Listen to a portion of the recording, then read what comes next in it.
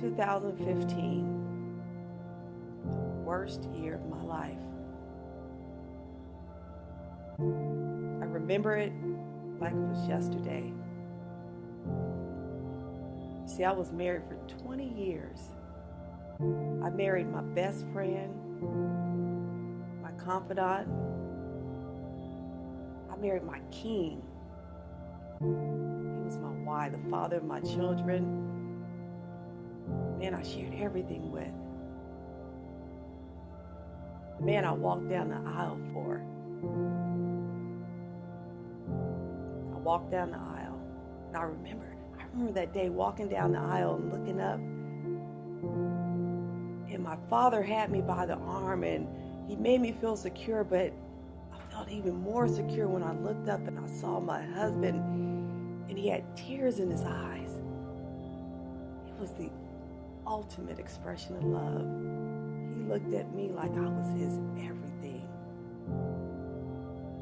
He was fighting back the tears, but I saw it. I saw those tears in his eyes, and I knew that he was my happily ever after. We would be together forever. He had those same tears in his eyes in 2015.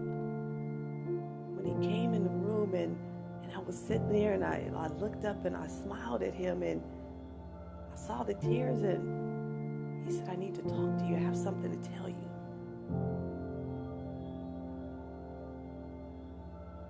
I knew something was wrong, but I wasn't prepared for it because, sometimes things happen to us that we're not prepared for. Our heart's not prepared, and our soul's not prepared, our mind's not prepared, and when we hear it, we don't know how we'll ever recover from it. But those tears in his eyes told me that there was something he needed to share with me. Those same tears I saw when I walked down the aisle and I saw my husband standing at the end, waiting for me to reach him, waiting to share life together. You see, sometimes the people we love the most hurt us the most.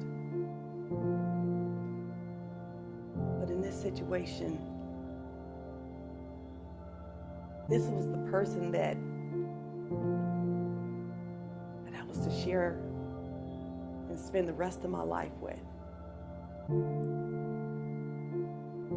He told me that day, with tears in his eyes, that he had a 2-year-old son by someone else. –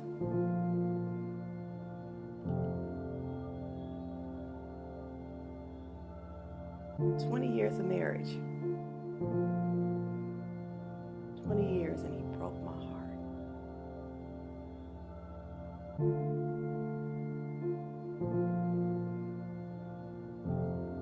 We had 3 children together. We have 3 beautiful children together. Youngest at the time was just about to turn 15, and I was counting down the time when we could get the last one out the house and start traveling together, and we were almost there. But just as we were reaching the finish line, I was reaching the end of the aisle, he was starting over with someone else. It broke my heart.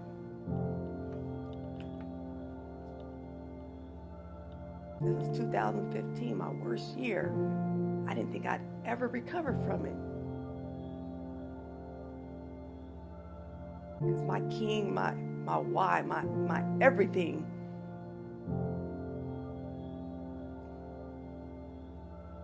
was now to share something that we shared for so many years together. He was about to share it with someone else.